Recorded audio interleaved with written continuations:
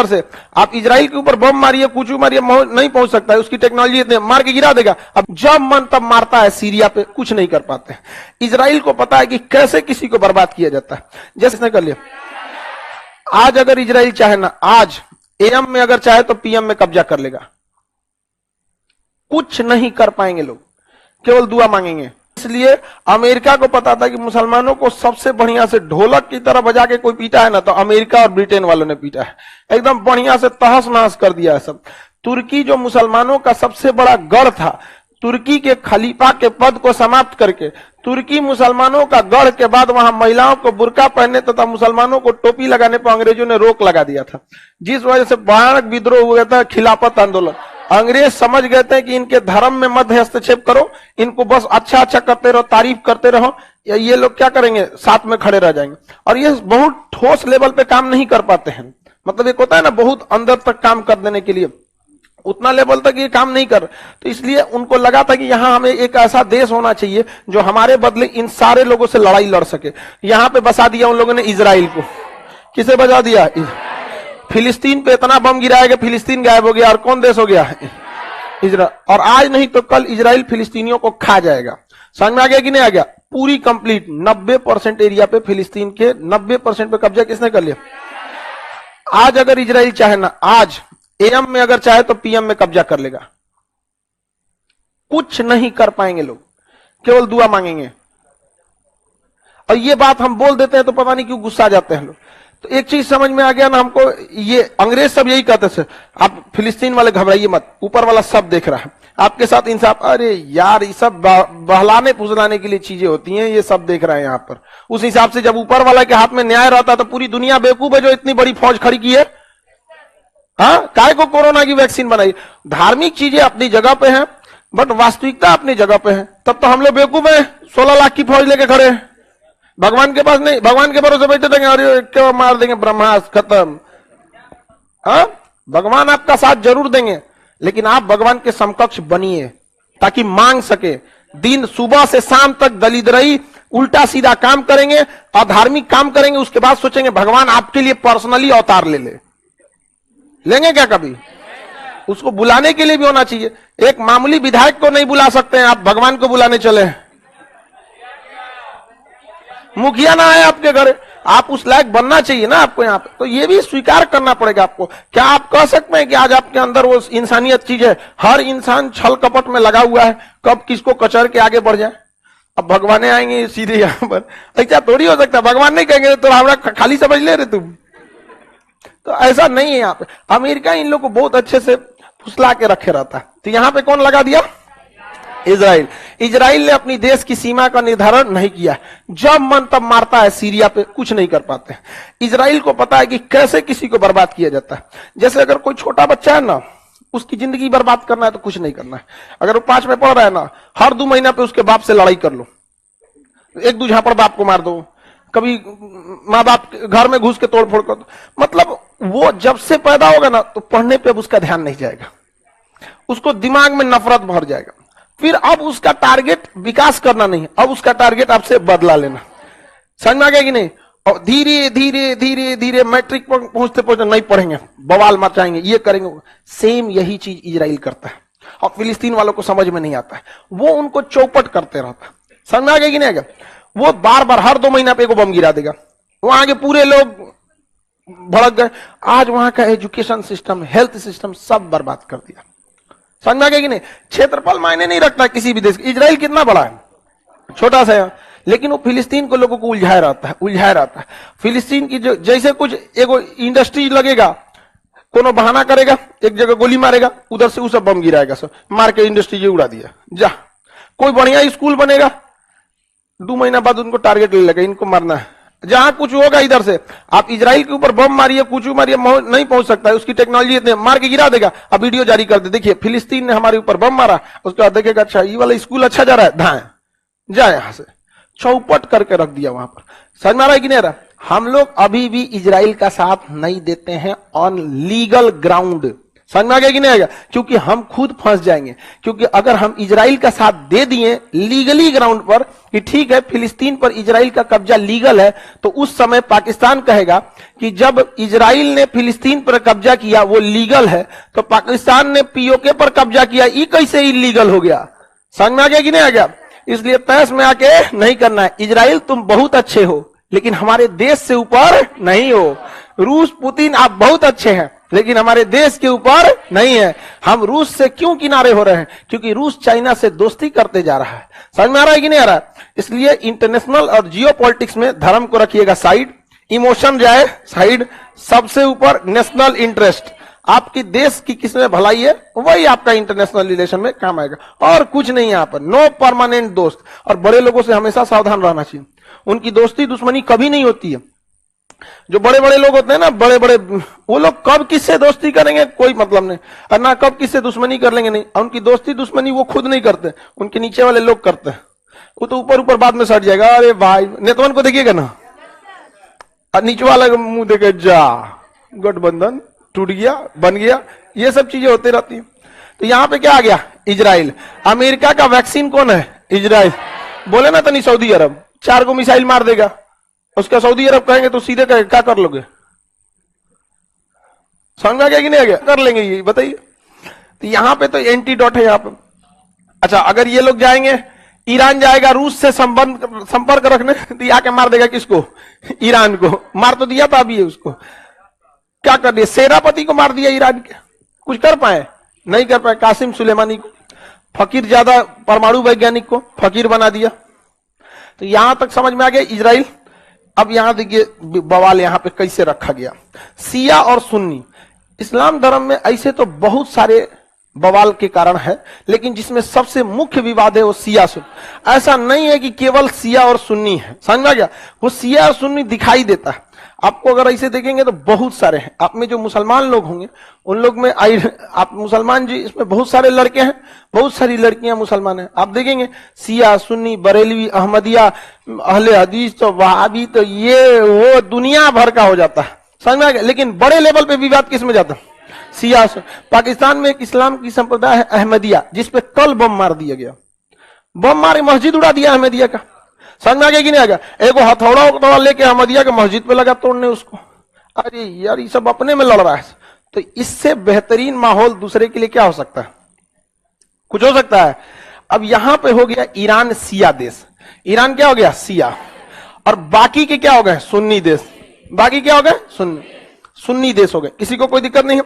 सुन्नी जो थे वो अंतिम पैगंबर मोहम्मद साहब को मतलब अंतिम पैगंबर मानते हैं, और उन्हीं को उपदेश को, उनके दिए गए उपदेश हदीस कहलाते हैं, उसी के हिसाब से चलते हैं, और अल्लाह के दिए गए उपदेश को कुरान में।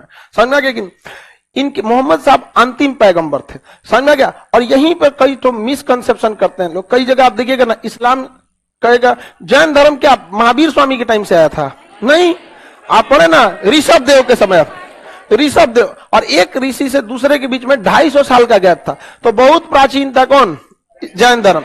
लेकिन वो अपने ओरिजिनल रूप में आए 24वें तीर्थंकर यानी अंतिमवें तीर्थंकर महावीर स्वामी के बाद, महावीर स्वामी। उसी तरह इस्लाम में 1.25 लाख पैगंबर थे, और 1.25 लाख पैगंबर में अंतिम पैगंबर मोहम्मद साहब जो 6ठी शताब्दी में आए थे, 1622 का, तो वो 6ठी शताब्दी में आए, 7वीं शताब्दी में 1600 बोल दिए क्या? और फिर बवाल हो जी तोरी भाई, 600 भाई, 1600 नहीं, 7वीं शताब्दी में, 1600 नहीं 600। तो वो अंतिम पैगंबर थे। अच्छा, उनसे पहले पैगंबर जो थे ईसा मसीह थे, जिनको ईसाई ईसा मसीह कहता है और मुसलमान ईसा अलैहिस्सलाम कहता है। समझ में आ गया कि नहीं?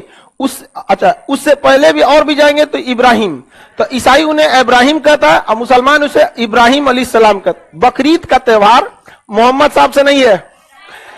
बकरीद का त्योहार मोहम्मद साहब से पहले जो पैगंबर थे ईसा मसीह, जिन्हें ईसाई ईसा मसीह कहते हैं और मुसलमान ईसा अलैहिस्सलाम कहते हैं, उनसे भी नहीं, उनसे पहले थे ना हजरत इब्राहिम, मतलब उनके समय से है यहाँ पर। तो बकरीद वगैरह का त्योहार, हज की परंपरा, ये सब बहुत पहले से है यहाँ पर। तो ये क्या था? तो ये सिया जो सुन्नी यहाँ विवाद आया, तो मोहम्मद साहब के बाद तो कोई पैगंबर बचे नहीं, तो उनके बाद कौन आए थे? मोहम्मद साहब के खलीफा, तो उन प्रमुख 4 खलीफों में एक खलीफा थे हजरत अली। तो हजरत अली को शिया धर्म में काफी ज्यादा महत्वपूर्ण स्थान दिया गया है।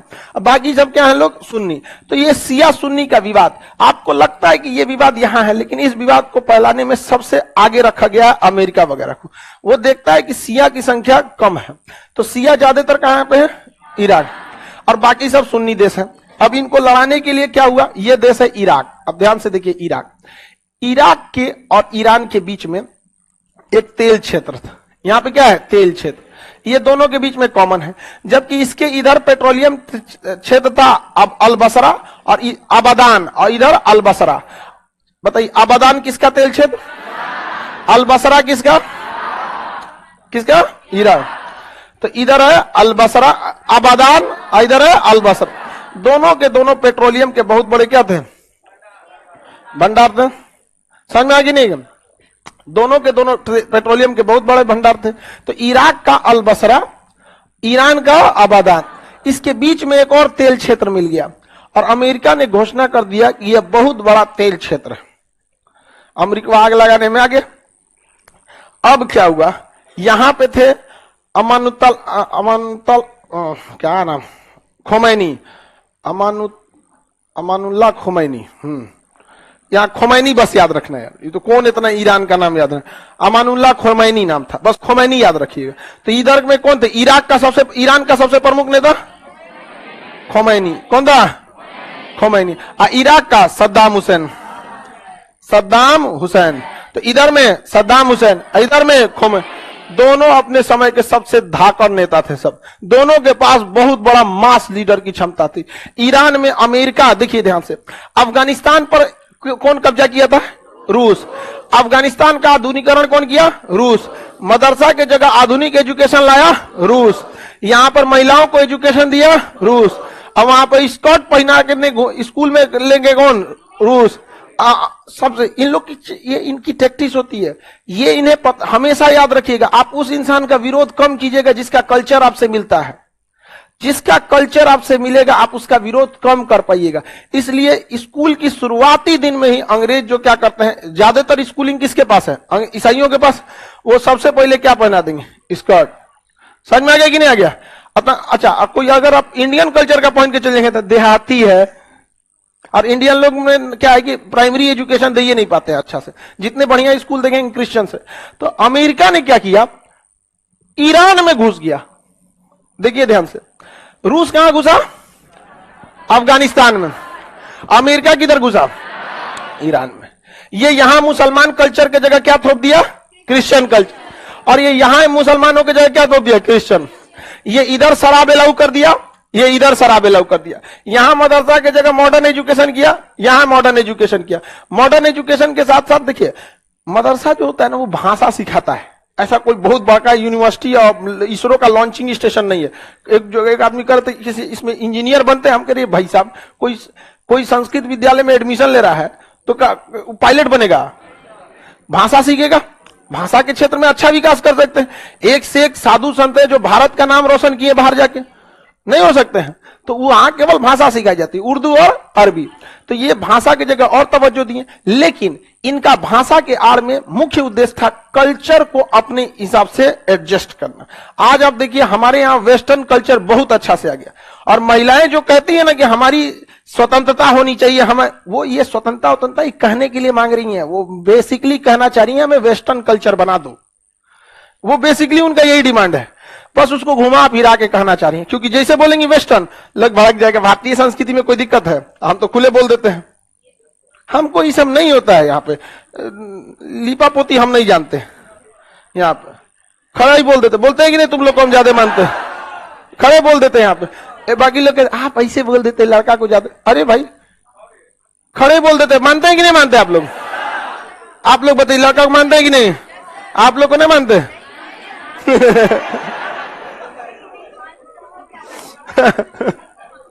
अरे सबको ऐसा थोड़ी है कि सबको।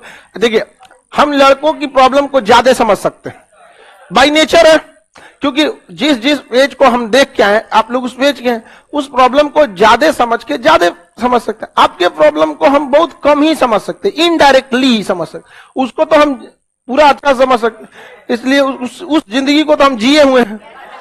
अच्छा, अगर जिस चीज को उसको हम ज्यादा समझ सकते हैं कि नहीं समझ, ऐसा नहीं, दोनों के प्रॉब्लम को हम सॉल्व करते हैं। लड़का सबको दिक्कत भी होता है, आप लोग को कोई दिक्कत नहीं होता, कोई दिक्कत होता है, लेकिन बस इन लोग को क्या चाहिए, लड़की लोग को भी देखिएगा कि कौन ये बोल देता है कि हम लड़की सबको बहुत, ऐसा नहीं है, सब हर चीज में आप लोग को बराबर का दिया जाता है। तो अमेरिका देखिए यहाँ पे क्या चाहता था, वेस्टर्न कल्चर, यहाँ पे कौन चाहता था, रूस। अमेरिका जो था ना, यहाँ तालिबान के स्टूडेंट्स को उठाया मदरसा से, जो तालीम ले रहे थे, और उनको हथियार दिया, कहा मारो रूस को, रूस भागेगा। यहां से मारे सब रूस को, और रूस भाग गया। रूस चुप बैठेगा जी? रूस ने हथियार दिया किसको, ईरान को। यहां से उसने लाया ओसामा बिन लादेन और मुल्ला उमर, और वो मार के किसको भगा दिया, सब रूस को। अब रूस शांत बैठने वाला है? रूस हथियार दिया किसको, ईरान को, पैसा दिया ईरान को, कहा मारो ससुरा किसको, हमें। ये कहा कि जो अमानता अरे खोमैनी बोलो, आज मेरा जबन में लटपटा रहा है, पता नहीं क्यों है। हो कभी कभी होता है, किसी किसी चीज पे जबन अटक जाता है, सोच रहा हूं उसको फिर ना दोबारा रीस्टार्ट करना पड़ता है। हो जाता कि नहीं हो जाता?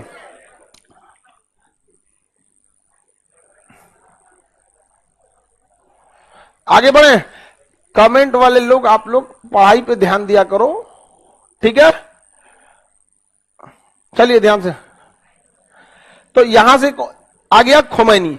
खोमैनी देखा कि आप बाप रे, पूरा वेस्टर्न कल्चर थोप दिया ईरान पे। शराब हर जगह बिक रहा है, रात में क्लब चल रहा है, नाच रहा है सब बिना मतलब का। क्या मतलब बनता है? खोमैनी बुलाया, सबके ऊपर गोली मरवा दिया जा, क्योंकि पढ़ा था जलियांवाला बाग।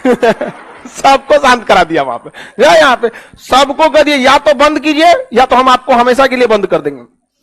पूरी तरह से चौपट। अमेरिका बौखला गया। अमेरिका ने अपना 4-4 को हेलीकॉप्टर भेजा यहाँ पे कमांडो के साथ। ये कौन एक क्लब पे मारा गया, मारो तो। तब तक अफगानिस्तान, ईरान में एक रेगिस्तान है, दस्ते लूट मरुआ, वहां सरसुरा आंधी उठ गया। एगो हेलीकॉप्टर हुआ, 2 आपस में लड़ गए सब। जैसे लड़ गए सर, रडार में पता चल गया, खोमैनी दिखाई दी, सोच तू नहीं तो गड़बड़ कर रहा है।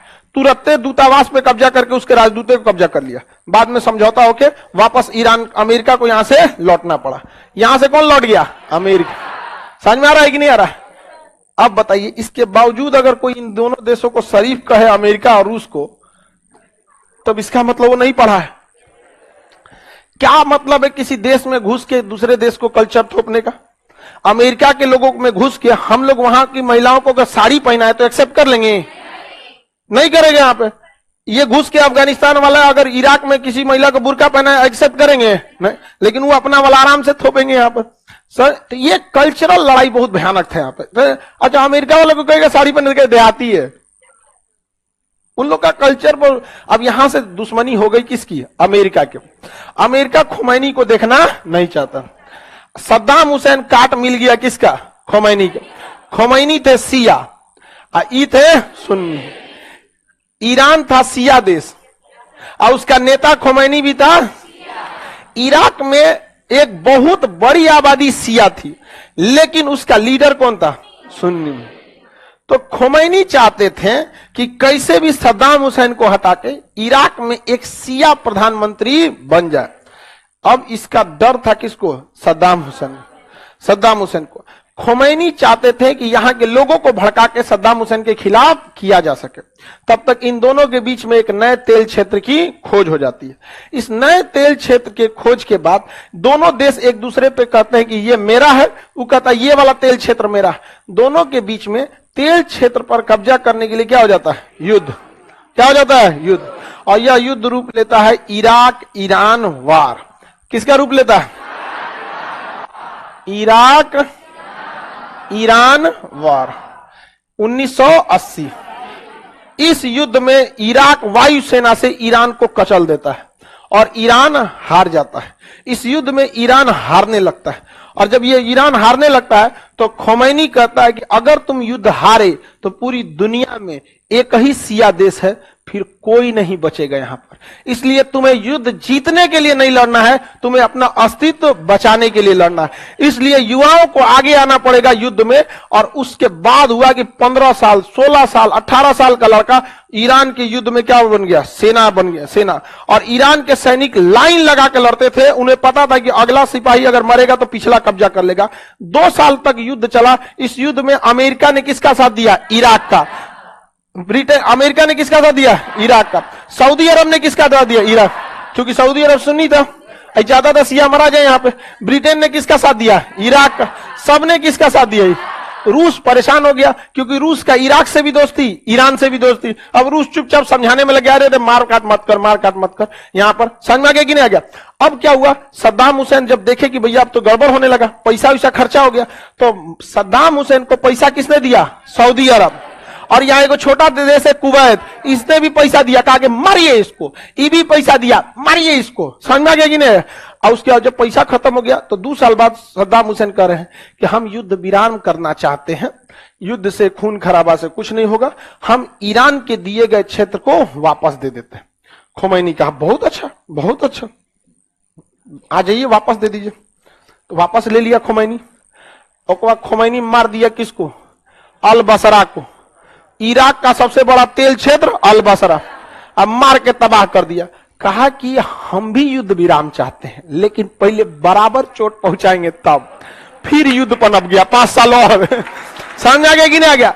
और यह युद्ध खींचते खींचते इतना लंबा चला गया, इतना लंबा चला गया कि ये इसके तेल क्षेत्र को मार रहा है, ये इसके तेल क्षेत्र को मार रहा है, दोनों धड़ाधड़ आपस में मार रहे हैं। इसके तेल क्षेत्र उड़ गया, एगो तेल क्षेत्र, ये इसका एगो तेल क्षेत्र, एगो तेल का कुआं उसका उड़ा दिया, एगो इसका उड़ा दिया, इसका उड़ाया, उसका उड़ाया। पूरी दुनिया में तेल की खत्म किल्लत हो गई। अब पेट्रोलियम का प्राइस चला गया 7वां आसमान पे। पूरी दुनिया करी रे भाई मना एक नहीं, पूरा दुनिया पेट्रोल डीजल पे चल रही है।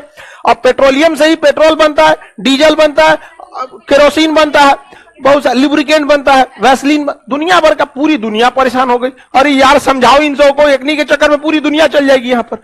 इसीलिए जयशंकर साहब ने कहा था Europe's problem is the world's problem, but world's problem is not Europe's problem. अगर दुनिया को दिक्कत है तो यूरोप को कोई दिक्कत नहीं, लेकिन अगर यूरोप को दिक्कत होता है ना तो उसको पूरी दुनिया को दिक्कत। जब तक ये देश आपस में लड़ रहे थे मजा ले रहा था, मारो मारो मारो। और जब पेट्रोलियम सप्लाई बंद हो गया तो कहा बात रोको रोको रोको रोको, है लड़ाई नहीं करना, रुको समझौता करो, समझौता करो, लड़ाई नहीं होगा, लड़ाई नहीं होगा। 10 साल 8 साल तक ये युद्ध चला, 88। अब बाद में रोकवा दिया गया है सद्दाम हुसैन, रन दो, वापस जाओ, वापस जाओ। खोमैनी साहब उधर जी, खोमैनी उधर जी, खोमैनी को उधर भेज दिया, यहां चला गया। इसमें 20,000 आम इंसान मारे गए थे, आम इंसान मारे गए थे। जैसे ऐसे स्कूल चल रहा है, कॉलेज चल रहा है, बम गिरा दिया ले आके, ये आम इंसान मारे गए थे।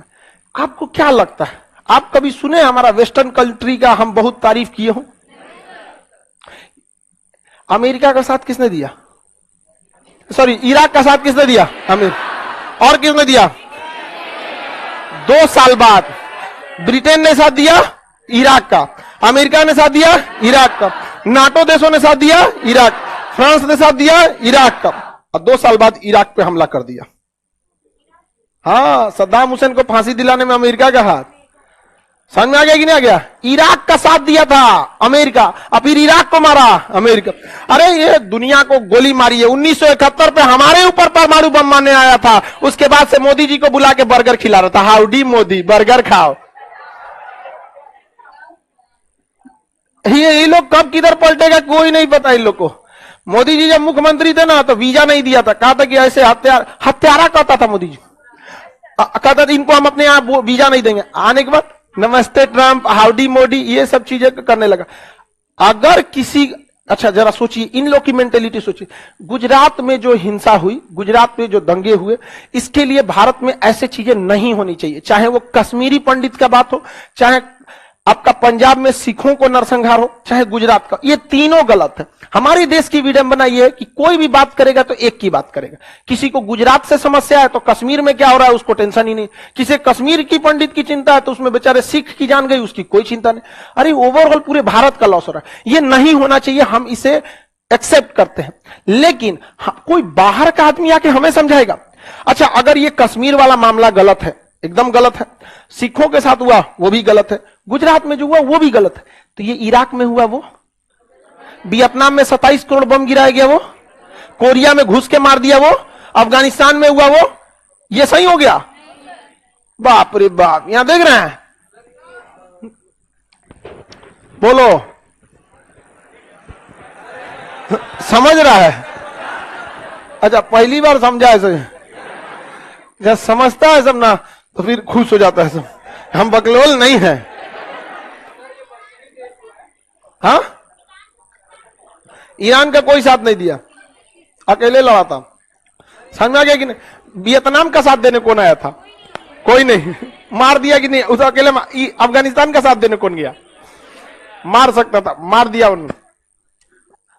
रूस दोनों का साथी था ना, नहीं मार सकता है। आप दोनों लड़का लड़की से मारकर दो आपस में लड़ लेती तो हम छोड़ाने जाते हैं? हम कहते हैं 2 लड़की मार करते कहां छोड़ते हैं? ट्रांसफार्मर का करंट भागो भागो भागो।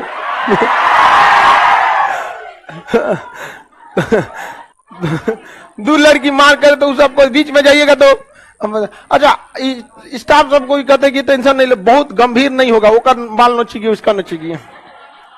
अच्छा फट्टे लड़ जाती है सब। अच्छा खराब हमको क्या लगता है आप समझिए, फिर 2 दिन बाद बोलने क्यों लगती है? आत्मसम्मान नहीं है। हमारा एक लड़का के साथ क्लास 6 में टिफिन को लेकर झगड़ा हो गया था। वो हम उसका टिफिन नहीं रखे थे, एक दूसरा लड़का उसका टिफिन वहां मेरे बैगवा में रख दिया, हमें पता नहीं था। हम खोले तो उसका टिफिन निकला, करा तुम चोर है। मुहा मुही इतनी ज्यादा हो गया, एक हाथ लपट झपट चल गया।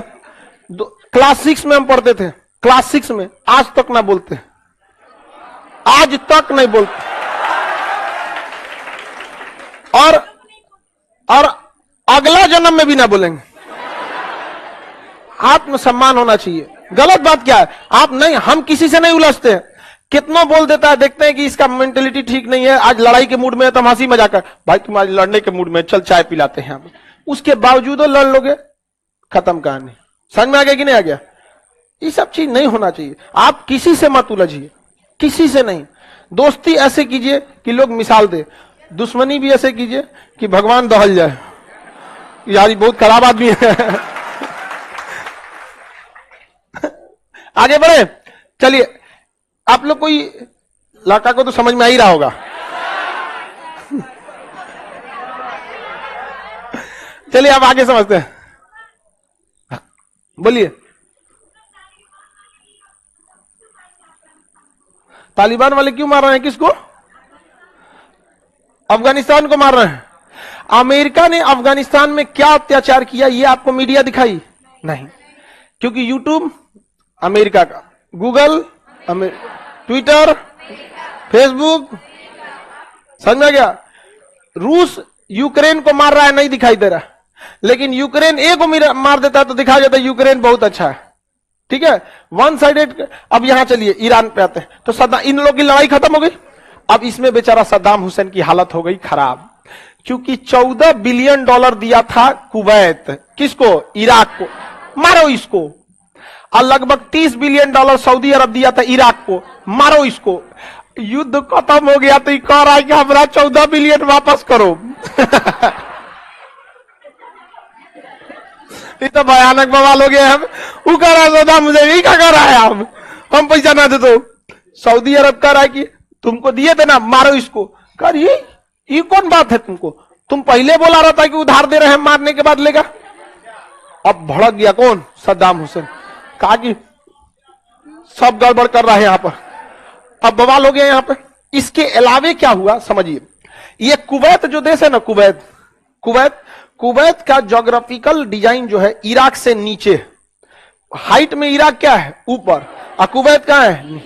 अगर बॉर्डर पे अगर तेल का कुआं ड्रिल करके निकाला जाए ना, तो इराक का भी तेलवा किधर चलाएगा? कुवैत। कहां चलाएगा? कुवैत पे। अब कुवैत लगा इराक का तेल चुराने, और बेचारा अब ये युद्ध से उठल है 8 साल युद्ध के बाद। और उसका तेल चुराने लगा कौन? कुवैत। अमेरिका चढ़ा दिया, चुराना क्या दिक्कत है, आधा हमको दे देना। कोई एथिक्स नहीं होता इन लोग को। तेल चुरा के आधा किसको दे दे रहा था। और कुवैत इतनी चुकी देश है, चिनिया बादाम बराबर है, एकदम इतनी चुकी है ये, लड़ गया इराक से, कौन सी करेगा तुम यहाँ पे? हाँ, अरे देख रहा अब ये मारा इराक को, नहीं समझ में आ रहा इनको। कुवैत, एगो तो तेल चोरी का आरोप लग गया, बाद में कुवैत ने कहा कि ठीक है हम पास वाले एरिया से तेल नहीं निकालेंगे। सद्दाम हुसैन ने यहां तक कहा कि तुमको जितना निकाल के बेचना हमारे यहां से ले लो, क्योंकि तुम निकालेगा तो मेरा सब डगर जाएगा। अब उसके बाद तो ये तो मैटर सॉल्व हो गया, लेकिन मैटर कहां फंस गया? कुवैत कहा कि ठीक है तुम हमको नहीं निकालने दोगे, अब बताते हैं तुमको, नहीं निकालने देगा तो हमारा पैसा दो, 14 बिलियन दो, हमारा पैसा वापस करो। नहीं समझ में आ गया कि नहीं? होता है कि नहीं होता ऐसा? हमारा पैसा दे, वापस दे हमारा। अब बवाल हो गया यहाँ पे, कुवैत और इराक के बीच में क्या हो गया? बवाल हो गया, क्या हमारा पैसा दे। ईरान चढ़ा दिया किसको? कुवैत को। हाँ मांगो मांगो पैसा मांगो, तुमको बताओ तेल निकालने नहीं दे रहा है और ने तो पैसों रखा है, मांगो। ये तो चाह रहा था कि लड़ जाए सभी दोनों। ऐसे सोचा सद्दाम हुसैन गलती कर दिए। इराक बर्बाद हुआ सद्दाम हुसैन के जिद की वजह से। दोनों देश के बीच समझौता हुआ, तो कुवैत कह रहा है कि ठीक है हम 14 बिलियन डॉलर नहीं लेंगे। बिलियन डॉलर बहुत बड़ा होता है, 1 बिलियन डॉलर समझ में आता है कितना होता है? 8,000 करोड़। समझ में आ गया कि नहीं आ गया? 1 बिलियन डॉलर, समझ में आया? 8,000 करोड़ और 14 बिलियन डॉलर दिया था। समझ में आ रहा है कि नहीं? तो इराक ने कहा, कुवैत ने कहा कि ठीक है 14 बिलियन डॉलर नहीं देना है हमको, तुम 10 बिलियन डॉलर दे दो। तो इराक कह रहा है कि ना 10 बिलियन ना दे तो 9 बिलियन डॉलर देंगे। ससुरा केवल 1 बिलियन डॉलर की वजह से यह समझौता टूट गया। केवल 1 बिलियन डॉलर की वजह से यह समझौता क्या हो गया? टूट गया। सोचिए इतिहास में इससे बेवकूफी, इसीलिए तानाशाही के शासन को अच्छा नहीं माना जाता। यही रीजन था कि 50 करोड़ का जब मामला आया था हिंदुस्तान पाकिस्तान के विभाजन पे, तो महात्मा गांधी भी कह रहे थे कि उस चोट्टा को जब देश दे दिए, पूरा साम्राज्य उसका दे दिए, दू को देश दे दिए, दू को विभाजन दे दिए, तुमको 50 करोड़ रुपया दिख रहा, फिर बवाल कर लेगा, लाइने से युद्ध हो जाएगा। समझ में आ रहा है कि नहीं आ रहा है? हालांकि महात्मा गांधी नहीं भी देते तो वो युद्ध की स्थिति में जिन्ना नहीं था, लेकिन जिन्ना वहां तक गिर सकता है, मतलब हम लोग तो गिरेंगे तो पृथ्वी के भूपर्पटी पे गिरेंगे, क्रस्ट मेंटल कोर तक गिर सकता है।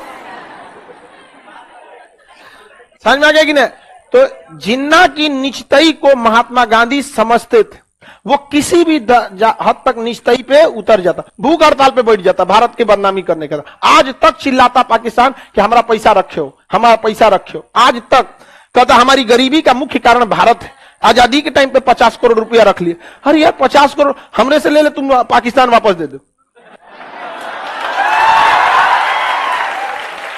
अरे ना पाकिस्तान नहीं तो लाहौर दे दे। नहीं समझ में आया? आज तक ताना देता कि नहीं देता? देखिए पैसे से ज्यादा महत्वपूर्ण जमीन होना चाहिए। अगर वहां पे तुम 50 की जगह 100 करोड़ ले लो भारत से, वापस आ जाओ। नहीं समझ में आया? पैसा आज तक कुछ, क्योंकि देखिए गिरा हुआ इंसान कभी भी दूसरे को भी गिराना चाहता है, वो अभी कभी उठना नहीं चाहेगा यहां पर, तो उसका अपनी इज्जत है नहीं। अब बताइए सद्दाम हुसैन सोच रहा, हिना रब्बानी आई थी, अरे ओकरा कुछ नहीं पता है। हिना रब्बानी पाकिस्तान की पहले विदेश मंत्री रही, तो ओकरा कौन सी आता है? यहाँ पर याद करके आई रहती है 4 गो सवाल, इन्हें उन्हें पूछिएगा तो खड़े बोल देती है हमको नहीं पता है, खड़े बोल देती है। अरे तनी इधर उधर लीपा पोती कर लो, कई 4 को हमरा बतेबे किया गया था। इतना भी ईमानदारी थोड़े दिखाया जाता है। आप बोलिएगा कभी ऐसा, सीधे बोल देते ना ना आप हमको लिख के दिए तो 4 को पूछेंगे, ये कहा पूछ रहे हैं ना बते तो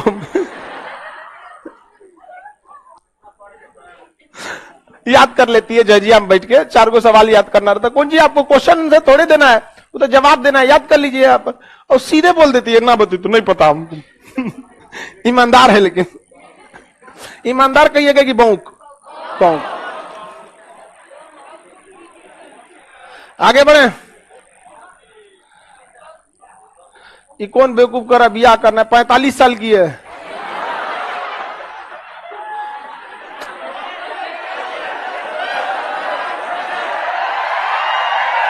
एक से एक लोल रहता है सब यहाँ पे। तुम मेकअप पे मत जाया कर। हाँ पीओपी, अब पीओपी मारना चालू कर दी सब। ऐ सब बचा के रखना, ही नोच ले जाएगी सब पीओपी सब। आगे समझिए वैज्ञानिक। आगे समझिएगा, इराक, अब इराक कितना कर रहा था? 9 बिलियन। और कुवैत कितना मांग रहा? अमेरिका कुवैत को कहा कि मत मानना, 10 14 मांगो। तो कुवैत कह रहा है कि जब अमेरिका साथ में है, ये है क्या दिक्कत? कहा 10 से कम ना ले तुम। इराक कह रहा है कि 9 से ज्यादा ना दे तुम। सद्दाम हुसैन सेनापति था, कोई चुना हुआ राष्ट्रपति तो था नहीं, सेनापति था, प्रधानमंत्री को हटा के अपने पर बन गया क्या चीज? देश का प्रमुख। सद्दाम हुसैन उठा, हमला कर दिया किस पर? कुवैत। 2 दिन पर पूरा कुवैत कब्जा, 2 दिन में पूरा कुवैत कब्जा। कुवैत का राजा भाग गया सऊदी अरब, बचा लीजिए, मारा है, बहुत मारा है। सद्दाम हुसैन कब्जा कर लिया, अब पूरे कुवैत पर कब्जा कर लिया। कदे नहीं, आप कह रहे हैं कि मान जा जो तेरा पूरा देश ले लिया हम यहाँ। ये इराक के सद्दाम हुसैन ने गलती किया था। यूएनओ ने वार्निंग दिया था कि आप 2 महीने के अंदर अंदर कुवैत खाली कर दीजिए, अन्यथा परिणाम भुगतने के लिए तैयार रहिएगा। तो अमेरिका, यूएनओ ने पहले आर्थिक प्रतिबंध लगाया कि कोई इससे व्यापार ना करे। तो सद्दाम हुसैन तेलवा का रेट सस्ता कर दिया, कोई यो खरीदने लगा। पुतिन पे भी तो आर्थिक प्रतिबंध है, तेलवा में डिस्काउंट दे दिया, लोग बाहर में गया तोरा प्रतिबंध, ले आओ इधर तेल ले आओ भाई, नहाएंगे हम ओकरे से।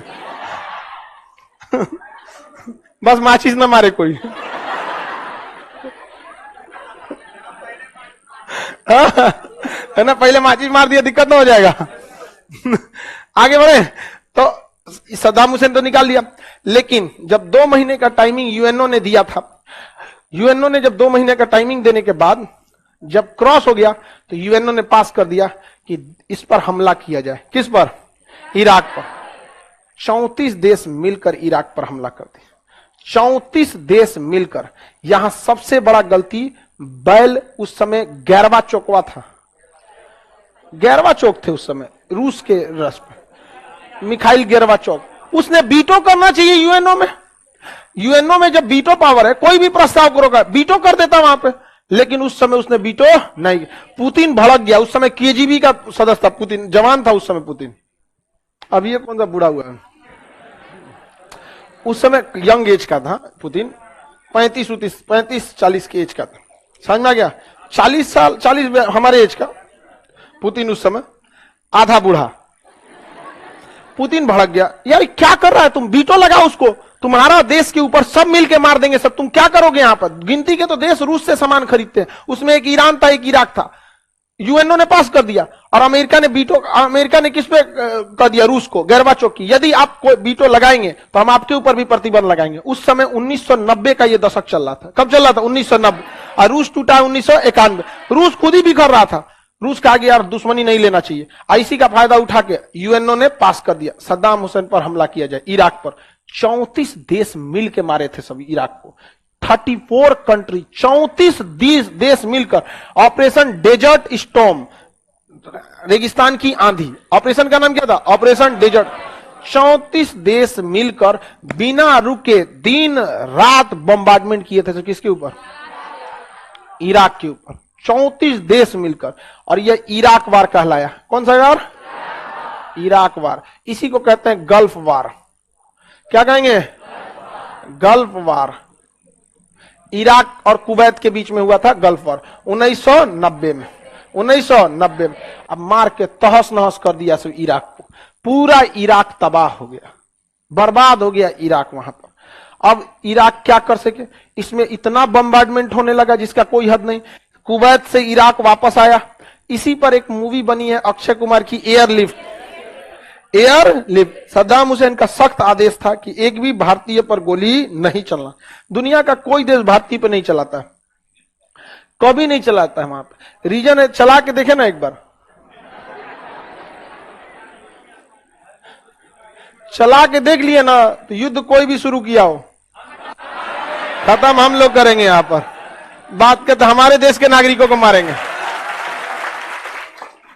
एयर इंडिया के जहाज को लैंड होने नहीं दिया था सब, एयर इंडिया के जहाज को लैंड होने नहीं दे रहा था सब। तालिबान वाला कहा कि नहीं, इंडिया वालों को भेज दो। तालिबान जो अमेरिका का बात नहीं सुनता है, रूस की बात नहीं सुनता है, कहा भारतीयों को वापस छोड़ दो, जाने दो।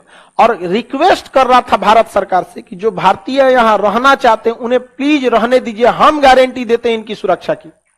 समझ में आ गया कि नहीं? और आपको जानकर बहुत खुशी होगी कि भारत सरकार ने अपना दूतावास काबुल में दोबारा चालू कर दिया। समझ में आ गया? और उसकी सुरक्षा तालिबान कर रहा है बाहर से उसको। अंदर आईटीबीपी के जवान है, 75 तो आईटीबीपी के जवान अंदर खड़े हैं, लेकिन बाहर से सुरक्षा कौन है? तालिबान। सख्त आदेश दिया गया, कोई भारतीय दूतावास पे कुछ नहीं कर सकता, क्योंकि जब तालिबान आया था तो अमेरिका ने अपने सारे मदद के रास्ते बंद कर दिए। पाकिस्तान में खुद की भूखमरी थी, भारत ने उसको गेहूं दिया खाने के लिए। जब से 2 साल तक भारत का गेहूं खाया है सब यहाँ पे। तो देखिए वो अच्छा ही ना भाई, हमारे यहाँ अनाज खाए। अरे इन पाकिस्तानियों से अच्छे तो अफगानी है, कम से कम एहसान तो मानते हैं। हाँ, इन चट्टों को हम लोगों ने अपना देश दिया, पाकिस्तानियों को एहसान तक नहीं मानते हैं सब। अरे एक बार कह देते तो क्या हो जाता कि बाप हमारा यही है।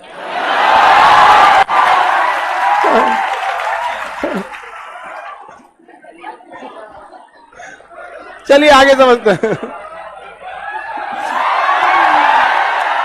अल्लाह नहीं करिए।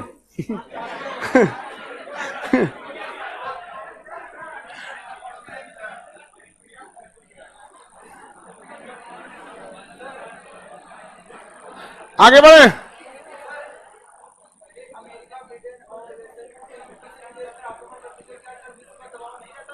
कौन दबाव बनाएगा? विश्व का दबाव। विश्व में 10 बड़े लोग हैं, पूरे विश्व में 10 बड़े देश हैं, जिसमें कनाडा है, ब्रिटेन, अमेरिका है, उधर से 2 गो हो गया सब। इधर ब्रिटेन, फ्रांस, जर्मनी। यूरोप में 3 गो हो गया सब, रूस, चाइना, भारत हो गया। उधर जापान, ऑस्ट्रेलिया। खत्म कहानी दुनिया का। दुनिया में जनगणना के लिए बाकी लोग हैं किसी पे मारेगा वो। भारत कहां से कर देगा? वसुधैव कुटुंबकम की हमारी नीति है, हमारी सेना के पास उतना मॉडर्न हथियार, बजट सेना का नहीं है, अर्थव्यवस्था हमारी पूरी नहीं है, हर चीज पे हम डिपेंडेंट नहीं है। जाइए ना अमेरिका से लड़िए, गूगल मेलवे बंद कर देगा, सबका मोबाइल बंद। एंड्रॉइड कहां से आ रहा है? अमेरिका से, बंद। फेसबुक बंद, जीपीएस बंद, गूगल मैप बंद। घूमते रहिए गाड़ी लेकर दाहिने की बाएं। मोदी जी काहे कहते हैं आत्मनिर्भर आत्मनिर्भर?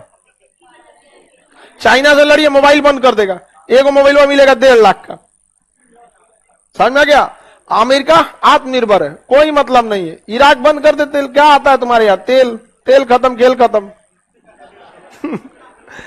अमेरिका 34 देश मिलकर किस पे हमला कर दिए? इराक तबाह हो गया। और कुवैत से जब इराक पीछे हट रहा था, कुवैत से क्या हो रहा था? पीछे हट रहा था, तो सद्दाम हुसैन ने कुवैत के जितने तेल के कुएं थे आग लगा दिया और $50 बिलियन का लॉस हुआ। आग लगा दिया। और आग लगाने से पहले उसके चारों ओर माइंस बिछा दिया। जो बुझाने गया उधी आ गया माइंस लगा दिया। फायर ब्रिगेड वाला जा रहा था, उड़ गया, इसको क्या हो गया? अब डरे कोई जाइए नहीं रहा था वहां पे। 1.5 महीने तक आग लगा था। 1.5 महीने तक, 50 दिन तक, तो 1.5 महीना से ज्यादा ही हो गया। 50 दिन तक तेल का कुआं जलते रह गया यहाँ पे।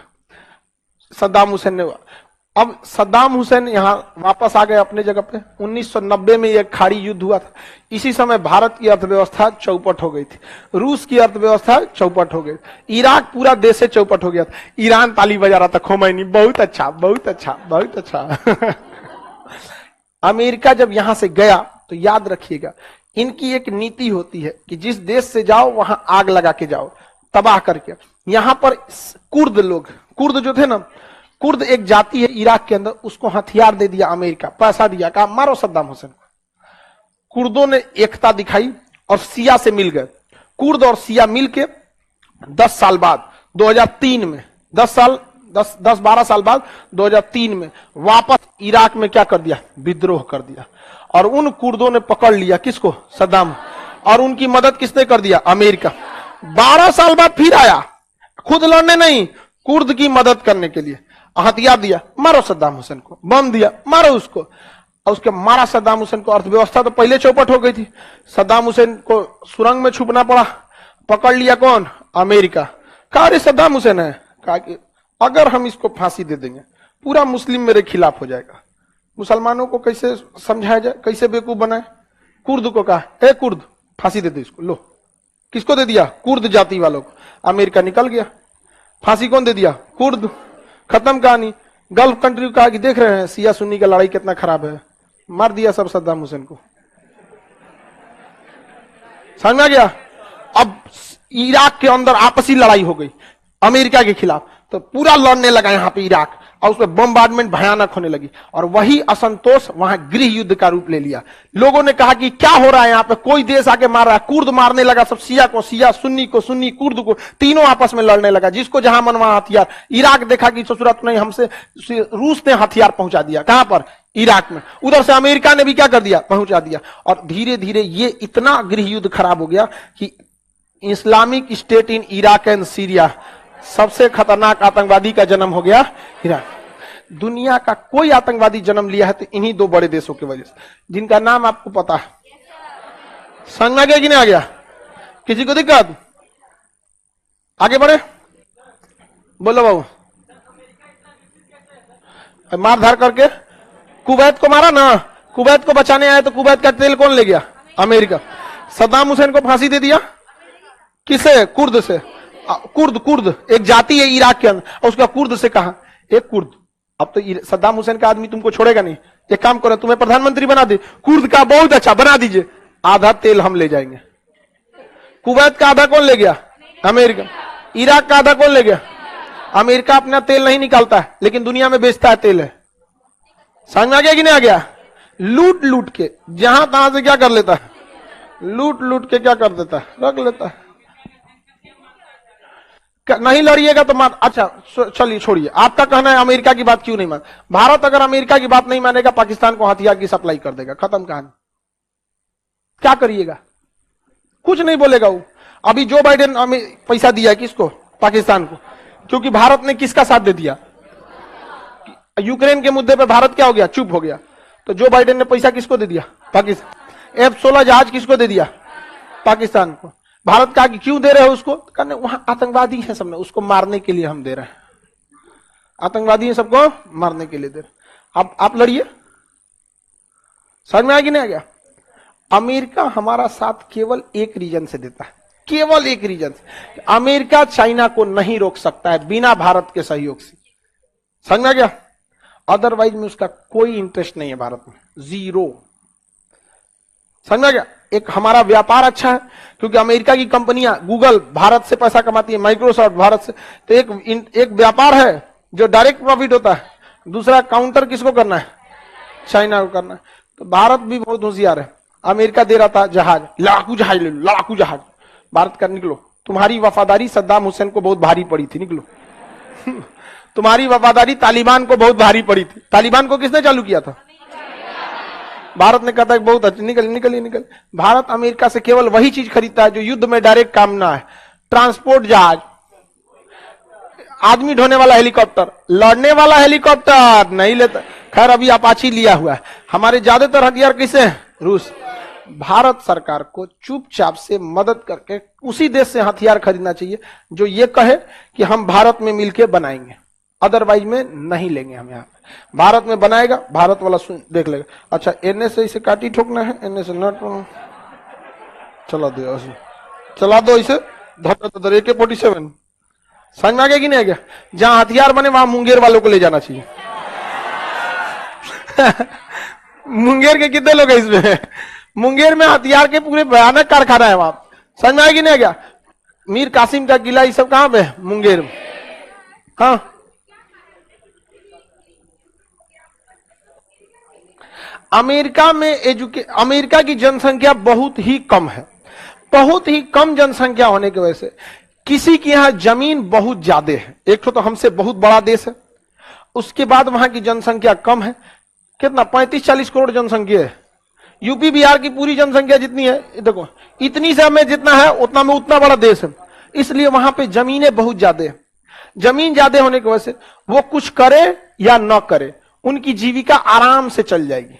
जैसे आप ही के पास 200 बीघा जमीन रहे, नौकरी लगे ना लगे, आप तो अपनी जीविका के लिए टेंशन फ्री हैं।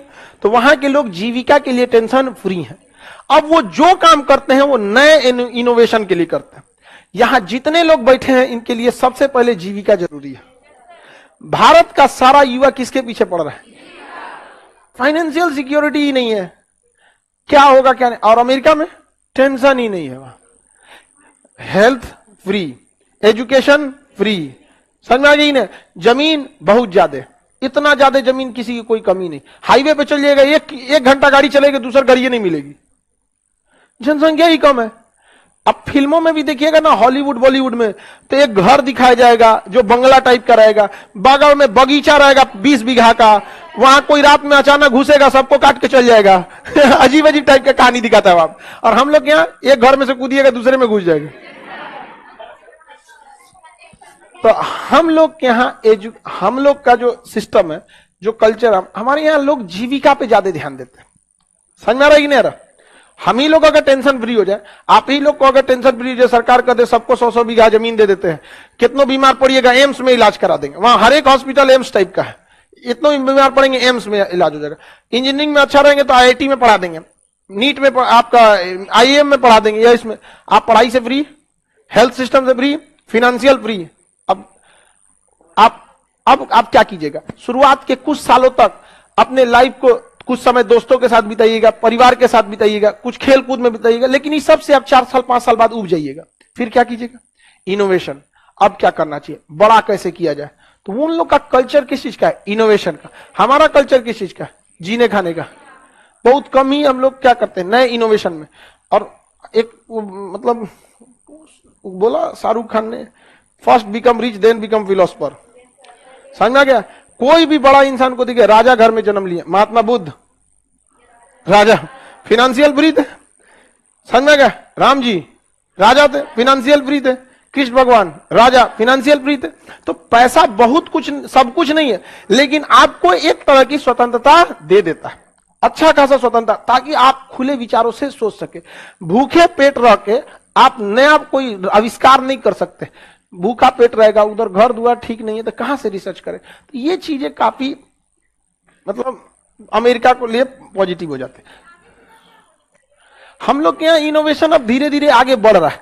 आप देखिएगा स्टार्टअप इंडिया जो है, ये सब चीज का इनोवेशन बहुत तेजी से बढ़ रहा है। हमारे यहाँ बहुत सारी कंपनियां आ रही हैं, लेकिन अमेरिका वगैरह में क्या है कि वहां के लोगों को नया स्टार्टअप पे टैक्स कम है। हमारे यहाँ कंपनियों के ऊपर टैक्स से बकोट ले जाता है। आप इतना टैक्स, अब सोचिए, आप अंदाजा लगाइए टैक्स का जाल कितना भयानक। अगर हम किसी लड़का से मैप का क्लास लेते हैं 200 रुपए, इसमें हमारा 18% GST, 2% पेमेंट गेटवे काट कूट के हमारे पास यहीं फीस लेते के साथ साथ 80 रुपया बचता है, 160 रुपए। हम इसको ना 100 पे कलेक्शन करते हैं, सपोज 100 रुपए, तो जैसे फीस लिए ना सरकार, इसमें से कितना लेके चली गई, 20 रुपए। हमारे पास कितना बचा, 80। कितना बचा, 80। अब इस 80 में से हमको खर्च करना है अपना पैनल, ये पैनल, कैमरा, मेंटेनेंस, बिजली, ये दुनिया भर का। तो मान के चलिए इसमें से 20% खर्च हो गया, 20 रुपये, तो कितना बचा, 60। सरकार साल के लास्ट में आके पूछेगी कितना बचा है, 60। इस पे ठोक देगी 30% टैक्स। कितना ठोक देगी, 30। हमारा पास बचेगा महज 40 रुपया।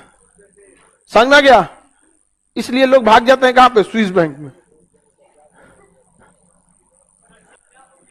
सिंगापुर में ज्यादा जाते हैं लोग, कहता है कि हमारे यहाँ ज्यादा टैक्स नहीं देना, 5% दे दो। हम अपनी कोचिंग का रजिस्ट्रेशन कहां करा देते, सिंगापुर में, तो वहां कम देना पड़ता। हम पढ़ा तो यहाँ कहीं भी सकते हैं ऑनलाइन, रजिस्ट्रेशन कहां करा देते वहां, तो वहां हमको 18 की जगह कितना देना पड़ता, 5%। अगर जिसको बड़ा काम करना है, वर्ल्ड वाइड जाना, भाग गया। फ्लिपकार्ट कहां रजिस्टर्ड थी, सिंगापुर। अब थी कहां की कंपनी, इंडिया की। तो ये लोग बड़ा दिमाग लगाता है इसमें। यहाँ पर आगे बढ़ जा। इराक ईरान युद्ध समझ में आ गया। इराक और कुवैत वार को हम क्या कहते हैं, गल्फ वार। क्या कहेंगे, गल्फ, खाड़ी युद्ध खत्म। समझ में आ गया? अभी अमेरिका ईरान के पीछे पड़ा है। किसके पीछे, ईरान के। अभी क्या इजराइल ने किस पे बम मार दिया, ईरान। हमेशा मारते रहते हैं। अमेरिका का एक ड्रोन कहां घुस गया है, ईरान में। वो बार बार उकसाएगा। हम आपसे क्या करें, किसी छोटे लड़के का भविष्य बर्बाद करना है ना, हर 2 महीना पे उसके गार्जियन से लड़ लीजिए। हर 2 महीना पे उसके गार्जियन से लड़िए। वो बेचारा ना, विद्यार्थी कम, बदला लेने की भावना उसके अंदर ज्यादा आ जाएगी। अभी वो यही कर रहा है। इधर से कौन मार रहा है, इजराइल, इधर से अमेरिका सऊदी अरब को कहता है सिया है, मरिए इसको। परेशान होकर रह गया। लेकिन इस समझ गया है ईरान ने। ईरान को पता चल गया है कि ये सब खुद जमीन पे नहीं उतरता है। अमेरिका जहां जमीन पे उतरा है, मरा के गया है। उनके फौजी में बहुत कुछ नहीं है, मशीन से लड़ते हैं। उतरा था वियतनाम में, मरा के गया, उतरा था किस में, अफगानिस्तान, मरा के चला गया। अब ईरान को पता चल गया कि हमें भी नहीं उतरना है, क्योंकि इस ससुरे उतरेंगे सबने, इसलिए उसने ड्रोन बना लिया। क्या बना लिया है? ड्रोन। और ड्रोन हमला करने वाला नहीं, अनहरा ड्रोन बनाया है। वो खाली उड़ना जानता है, बम गिराना नहीं। उड़ता है अपने में बम बांध के, उड़ेगा ऐसे ऐसे। अब अमेरिका का कहीं सेना का अड्डा है, अब एक ड्रोन बनाने में उसको 5 लाख खर्चा आता है, और एक मिसाइल बनाने में 100 करोड़ आता है। तो आप बताइए 5 लाख वाला ड्रोन में क्या दिक्कत है, अब मिसाइल बनाने में 100 करोड़। अब वो ड्रोनवा उड़ा देता है, एक के साथ 100 गो ड्रोन उड़ा देगा। अब उधर से मारिए कै गो मिसाइल, 100 गो। एक ड्रोन बनाने में खर्चा 5 लाख, एक मिसाइल बनाने में 100 करोड़। सारा गेम चल दिया कौन? ईरान। ईरान को इतना ड्रोन बना दिया, धड़ाधड़ ऑटोमेटिक उड़ने लगा, उसमें कैमरा लगा है, एक रिमोट से उड़ा रहा है। किसी को मारना है ना तो ले जा कोई में लड़ा देता है, जा भड़क गया। ट्रक उड़ाना है, भड़क गया, खत्म कहानी। ये ईरान ने इस ड्रोन का परीक्षण कैसे करे तो अपने यहां किया, उसके बाद उधारे दे दिया रूस को।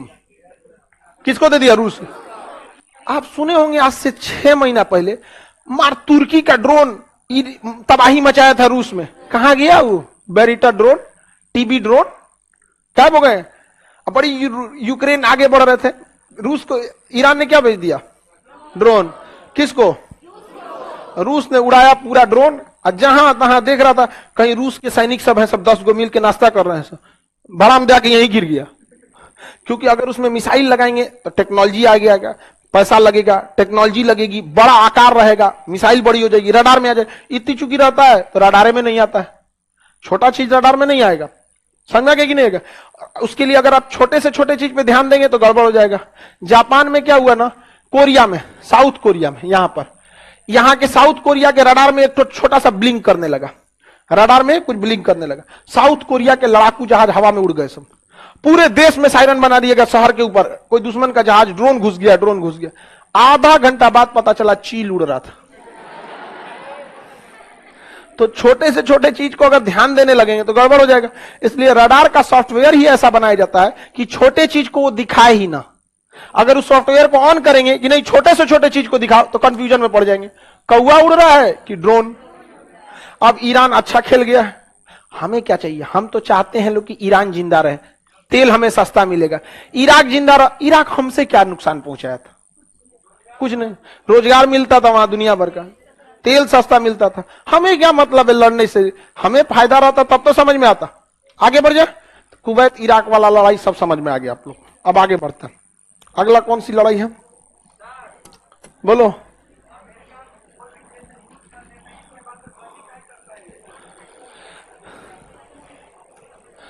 अमेरिका के लिए आप कुछ नहीं कह सकते, वो हर देश का काट रखा है।